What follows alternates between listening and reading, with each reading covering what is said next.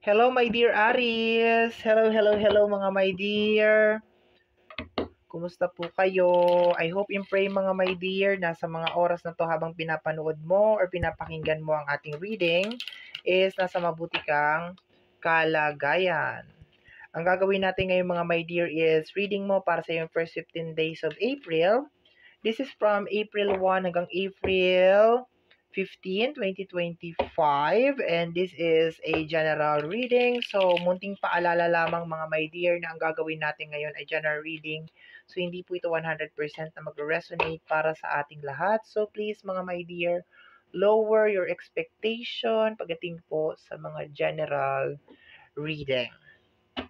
And thank you so much din mga my dear sa walang sawang suporta at pagmamahal na pinapakita niyo po sa akin at sa ating channel. From the bottom of my heart, maraming salamat po.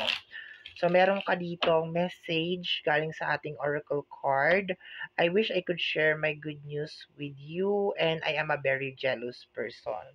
So, dito my dear sa card na to, my dear Aries, is uh, pwede na nag-aalanganin ka, my dear, na mag-share ng mga bagay sa buhay mo. Kasi alam mo, my dear, na parang merong tao na naiinggit sa'yo.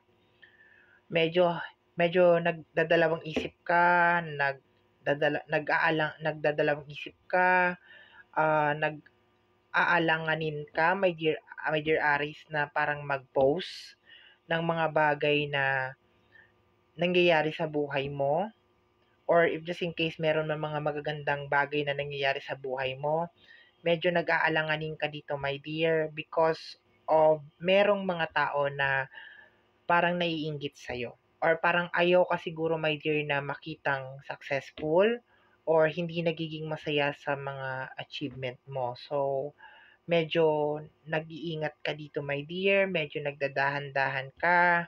Ah, maganda dito kasi sabi mo, I wish I could share my good news with you. So, this is a confirmation, my dear, na merong magandang nangyayari sa'yo or merong magandang nangyayari, my dear, sa first 15 days of April. Pero yun nga lang, meron ditong I am a very jealous person. So, merong mga naiinggit sa'yo. Hindi pa masyadong sure dito, my dear, kung sino to. Pero parang ang eksena kasi, my dear, is parang hindi sila masaya sa kung ano yung nangyayari sa'yo based dito sa energy ng dalawang card na ito. So, dagdagan natin, my dear. Dagdagan natin yung iyong reading. 8 cards.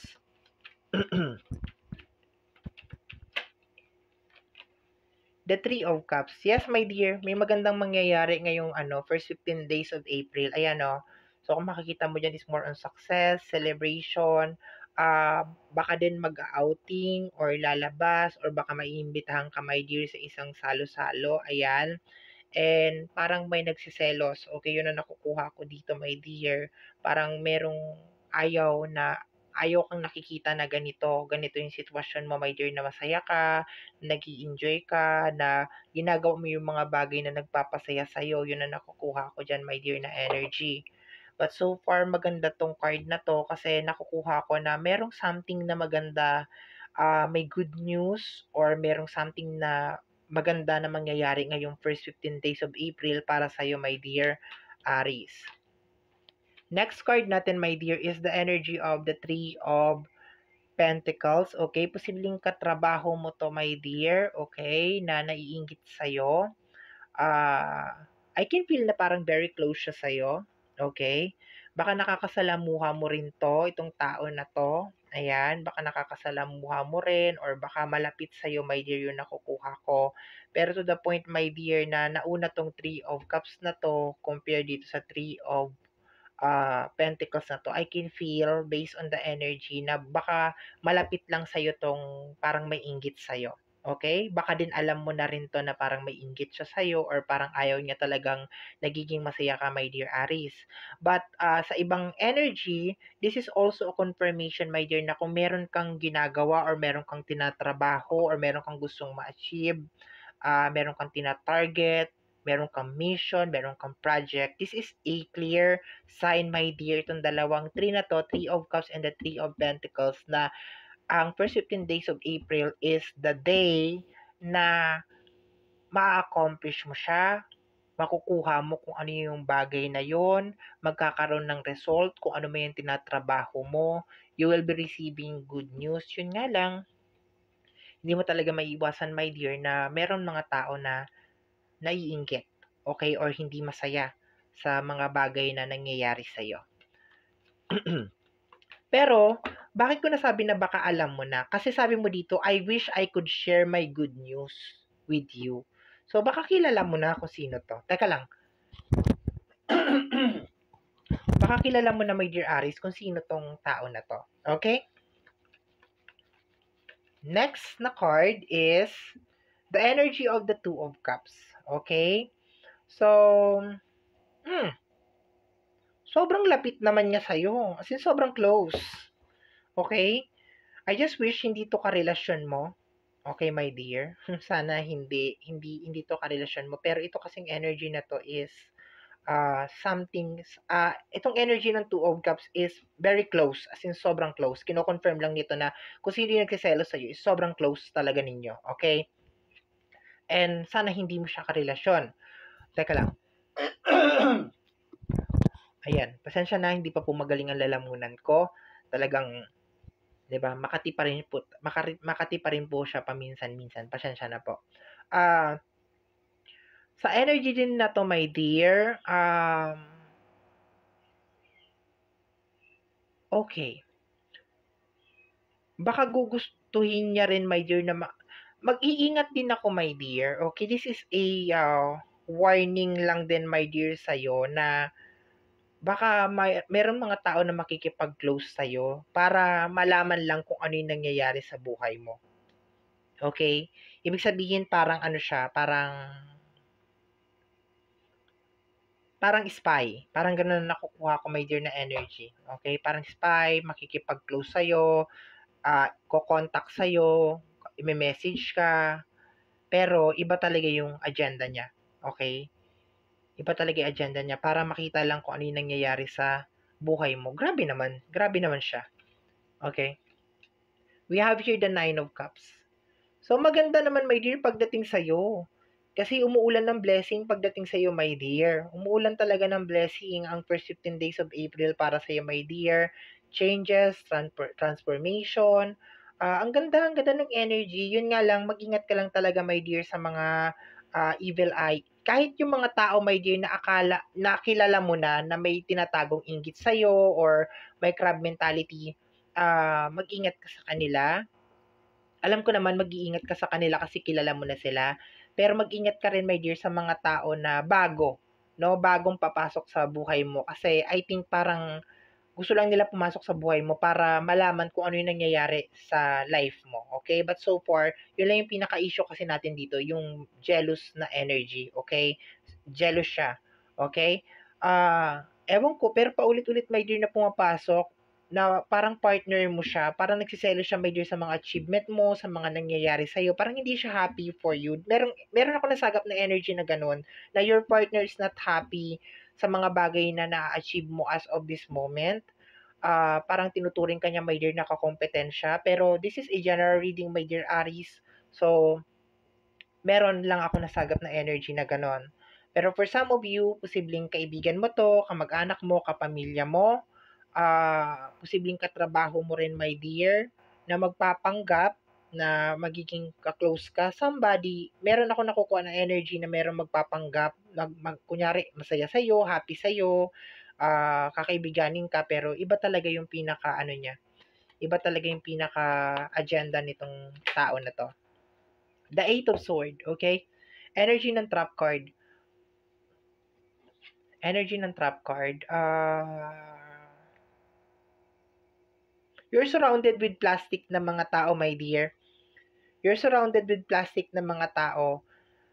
Kahit sabihin natin, my dear, ewan ko, you're surrounded with plastic na mga tao sa energy ng Eight of Sword. Nakakasalo mo sila sa lamesa or nakakausap mo, nakakasalamuha mo, pero grabe ang inggit sa'yo. Grabe ang inggit talaga sa'yo, my dear. Okay? Mag-iingat talaga ako. I will be very, very careful lang sa mga tao na 'to. Tama lang yung desisyon mo, my dear, na 'wag na mag-share ng mga good news, tama lang 'yan. Kasi, sisirain ka nila, yun ang nakukuha ko lang dito, sisirain ka talaga, my dear, okay? Grabe naman ang person, okay?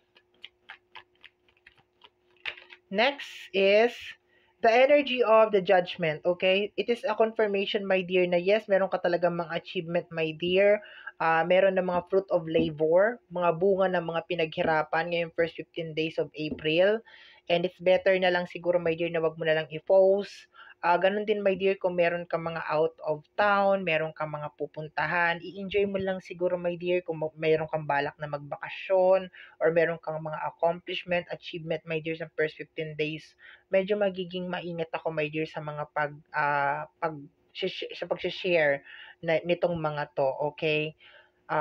Kasi nakukuha ko talaga, my dear, na parang ang dami talagang peking tao, my dear, sa paligid mo. Sobrang daming fake. Hindi ko na alam kung sino-sino tong mga to kasi meron ako nakukuhang energy na karelasyon, meron ako nakukuha na kaibigan, meron ako nakikita na membro ng kapamilya, meron din akong nakukuha na katrabaho, okay? So hindi ko naman sinasabi, my dear, na lahat to nag-i-exist. Kung lahat to, my dear, nag-i-exist, my dear, sa buhay mo, asawa mo, kaibigan mo, kapatid mo, lahat na, my dear, ultimo katrabaho mo, napakamalas mo naman, my dear, na tao kasi halos lahat ng tao na kapaligid sa'yo ay may inggit, may lihim na inggit sa'yo or merong maitim na energy laban sa'yo, my dear. Pero tama lang to, wag ka na muna mag-share, my dear, ng mga bagay na nangyayari sa buhay mo. Okay. Kasi alam mo na rin, my dear, pero you're surrounded, my dear, with plastic na mga tao. Pero I would like to congratulate you, my dear, kasi eto na yon. Dire-diretso ka na lang, my dear. Dire-diretso ka na lang. Once na gumaganda na yung flow, umaayos na yung flow, i-enjoy mo na lang. I-enjoy mo na lang. Huwag ka na lang masyadong maingay. Huwag ka na lang mag-post sa social media. Kasi parang nararamdaman ko kasi meron nag-i-stalk. Meron nag-i-stalk na tao. Ini-stalk ka talaga niya, my dear. And I can feel na parang gusto kanya maging miserable. Hindi ko ba alam kung sinumpa ka ba nitong tao na to. Gusto kanya talagang maging miserable, my dear. Okay. So next tayo, my dear, next energy is the Six of Pentacles. Ayun. Nag-warning na ako sa iyo kanina. Excuse me po ulit. Nag-warning na ako sa iyo kanina, my dear, sa mga taong makikipag-close sa iyo or bigla ang babait sa iyo, my dear. Pero, my dear, ang layunin nitong mga to sa iyo, my dear, gusto kang pakinabangan. Yun ang nakukuha ko diyan. Huwag basta-basta magtitiwala, mag-ingat, my dear, sa mga taong biglang magbabago, my dear, ang pakikitungo sa iyo, biglang magiging mabait. Mga tao na ang tagal mo nang hindi naririnig, wala ka nang naririnig sa kanila, pero all of a sudden, bigla ka na merong maririnig sa kanila, nangungumusta or something. Pakiramdam ko, my dear, itong tao na to ay may problema sa usapin ng pinansyal and meron siyang agenda. Meron siyang tinatagong agenda, my dear. Last card natin. Last card natin para sa iyo, my dear Aries. Tingnan natin. Okay? We have here the Five of Sword. Okay? Sa energy ng Five of Sword, merong mga confrontation na mangyayari, my dear, or merong mga mag-uumpisa ng sagutan or ng gulo. Huwag mo rin papatulan to, my dear, ha? Huwag kang mapagpatol, wag mong yung init ng ulo, my dear, bawas-bawasan mo ngayong week na to, or nitong first 15 days of April, kasi pakiramdam ko talaga, meron mga tao na iti-trigger ka. Basta, i-enjoy mo lang, my dear, kung ano yung mga magagandang nangyayari sa'yo. Magpasalamat ka, you are blessed na na-overcome mo na kung ano man yung problema mo. And wag mong patulan tong mga negative na energy na to, my dear. Ginugulo ka lang nito, dinidistract ka lang nito. And meron silang lihim na inggit sa'yo, my dear, kaya nila to ginagawa. Yung iba naman ay gusto ka lang talaga mapakinabangan. Gusto lang makisawsaw sa success na meron ka, sa mga bagay na meron ka. Ayan, yun ang nakukuha ko. Pero wag kang mapagpatol, okay? Wag mong patulan, wag mo ibaba yung level mo sa kanila, my dear, kasi talagang gagawa at gagawa tong mga to ng paraan para, alam mo yun, ma-distract ka. The Ace of Cups, sa kabila ng reading natin, my dear, ayan si Devil, oh. Okay? Talaga nandyan talaga si Devil, nanggugulo talaga siya. Focus lang tayo sa Ace of Cups. Sa kabila, my dear, ng eto nga nitong energy na negative na nasagap natin, ito, my dear, makakahinga ka na, my dear, ng first 15 days of April kasi medyo gumaganda na talaga, my dear, ang pasok or ang flow ng life mo. Congratulations sa mga accomplishment, congratulations sa mga good news. Yun nga lang talaga, my dear, ulit-ulitin ko, mag-ingat ka lang talaga, my dear, sa mga makakaalam nitong good news, itong magagandang nangyayari sa buhay mo. Mag-ingat ka lang din, my dear, sa mga tao na papapasukin mo sa buhay mo, my dear, sa first 15 days of April kasi napakarami talaga, my dear, yung traidor or parang mga plastic sa paligid mo. Okay? So, my dear Aries, yan ang reading mo para sa yung first 15 days of April. Somehow, my dear, kung nagustuhan mo to, especially kung napadaan ka lang, don't forget to subscribe.